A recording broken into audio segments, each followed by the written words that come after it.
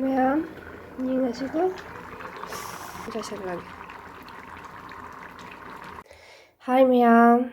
Ngasidi cheirao mayagi lai tharoi thongjarake. Haidi cheirao yodingaida lai tharoi thongbase saw haidanako. Digi thongjarake. Thongbadi hayona sade do ma'am yengminaseko. Fazana same. I would like to go. Nipan ma palak sure ko sami se tara sisigadi tara rak sure sami se yarani hadi to masak se dum phajare ko senge ko tara rak same ngarang tinglage hinga ma tingam bani ko ngarang ka aga adas chumi ra lali ra khangde takka su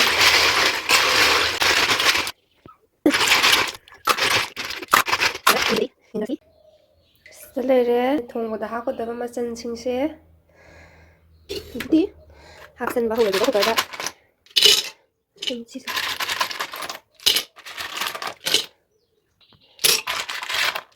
Ini biasa. Lagi yang saya begini ya. Ini isi sini. Sisi lagi lagi.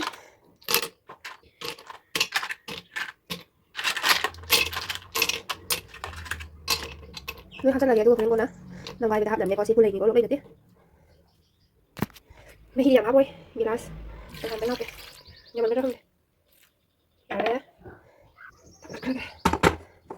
Masanya sih saya kena terus ini. Angan ni ya. Oh, tahu ibadah tu ni. Halo, aku baca betul betul betul betul. Semua sama dah ya. Nak cari mana macam aku? Boleh? Aku nak kampung itu.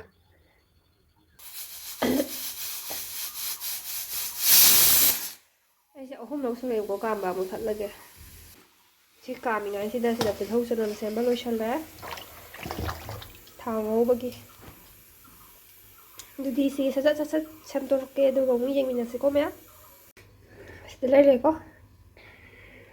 setelah ini makan dari si mahi cang dan apa ini buat. Setelah tharoi ngong naba kang tangkat bahor ya. Setelah tharoi khatu ya. Hasil lagi. Mahi tarik. Mamai. Hari mamai kak teh bapak lai tharoi tu. Kak payah bapak ni dika Adi dia ada berdiri kak tres. Si fazana bunna mangau gige. Ngau baduji me am ucara aroi ke ko. Tharoi tu ngau mundala Adi kodok ko tu ya blok tu.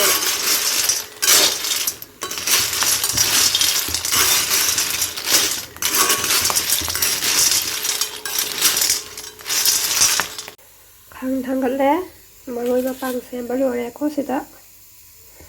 Sida e tharoi ma bodo. Thau hai re ma mai hoji. Jira ma kum kha phan mane ba koi na. Ilo ko le, ko ba ko ma tin ko. Yo ne. Na ngo bi do ga Tanam sin yakin deh. Terus ini singa nama wahuna ya bapa. Waktu mana sama ni yakin deh. Meyamnya tahu sih yang hijau dah ni bapa. Tahu sih. Meyam hijau mana deh. Tahu sama deh ni yang hijau ni. Tapi waktu ni orang lu juga tharoi doy yang sam tu Hadi si sam tu kau tu ni ko. Tharoi akaiba kai kasan lagi muchan ba khatam da me am chat re ba ko ni yani si tharoi si mu khabin ba ya ani ka si da masan ka hasal le tharoi hasal age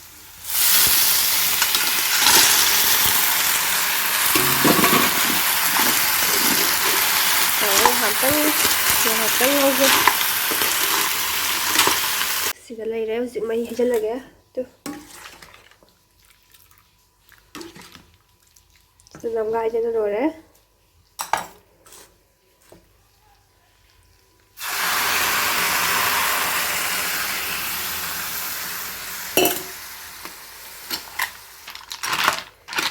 ꯃꯍꯤꯁꯦ ꯈꯤꯇꯪ ꯋꯥꯠꯇꯧ ꯃꯥꯜꯂꯦꯀꯣ ꯑꯩ ꯍꯥꯞꯆꯟꯕꯤꯒꯦ ꯃꯍꯤꯁꯦ ꯍꯧꯖꯤꯛ ꯑꯩꯅ ꯃꯨꯛꯊ꯭ꯔꯨꯕꯤ ꯈꯔ ꯍꯥꯞꯆꯜꯂꯦ ꯃꯍꯤꯁꯦ ꯌꯥꯔꯅꯤ ꯑꯗꯨꯒ ꯍꯣꯔꯦꯟ ꯊꯥꯡꯗꯔꯝꯗꯥꯏꯗ ꯈꯔ ꯑꯃꯒ ꯍꯥꯞꯆꯟꯒꯦꯅꯀꯣ ꯃꯨꯛꯊ꯭ꯔꯨꯕꯤꯁꯦ ꯍꯧꯖꯤꯛ ꯈꯔ ꯍꯥꯞꯆꯟꯈ꯭ꯔꯦ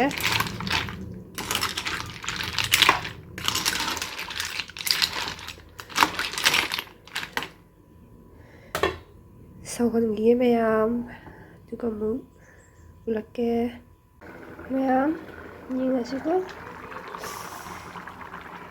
ꯁꯥꯏꯌꯦ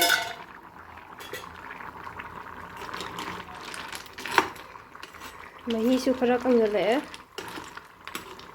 ꯉꯥꯏꯍꯥꯛꯇꯪꯒ ꯁꯧꯍꯟꯈꯤꯒꯦ ꯑꯗꯨꯒ ꯌꯥꯔꯅꯤ ꯃꯨꯊꯠꯄ ꯍꯧꯖꯤꯛ ꯃꯅꯨꯡꯁꯦ ꯊꯨꯝ ꯃꯣꯔꯣꯛꯇꯣ ꯆꯪꯉꯣꯏꯕꯀꯣ ꯃꯨꯊꯠꯂꯗꯤ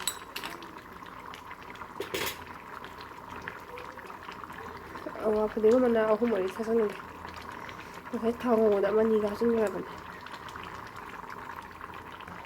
ꯁꯤꯒꯤ ꯇꯥꯏꯃꯤꯡꯁꯤꯗꯀꯣ ꯉꯁꯥꯏꯒꯤ ꯑꯋꯥꯠꯄ ꯀꯩꯅꯣꯁꯦ ꯑꯃꯨꯛ ꯍꯥꯞꯆꯤꯟꯈ꯭ꯔꯒꯦ ꯃꯨꯛꯊ꯭ꯔꯨꯕꯤ ꯃꯅꯥꯁꯦ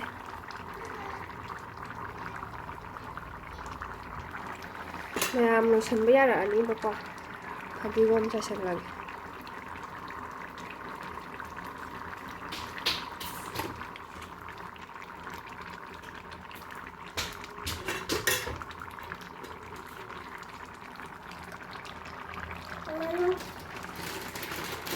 ꯁꯤ ꯈꯔ ꯆꯥꯏꯁꯟꯒꯦ ꯁꯤꯁꯦ ꯃꯅꯤꯄꯨꯔ ꯕꯁꯁꯤꯗꯒꯤ ꯂꯩꯔꯛꯄꯅꯦꯕꯀꯣ ꯂꯨꯄꯥ 10ꯒꯤ 3 ꯇꯧꯋꯦ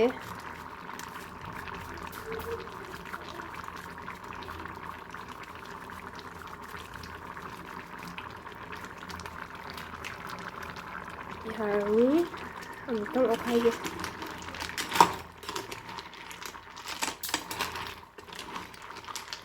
ꯃꯍꯤꯁꯤꯁꯨ ꯀꯩꯁꯨꯝ ꯌꯥꯝꯅ ꯌꯥꯎꯕ ꯑꯣꯏꯗ꯭ꯔꯦꯕꯀꯣ ꯑꯗꯨꯝ ꯌꯥꯔꯛꯑꯅꯤ ꯁꯤ ꯇꯥꯏꯃꯤꯡꯁꯤꯗ ꯃꯨꯊꯠꯄ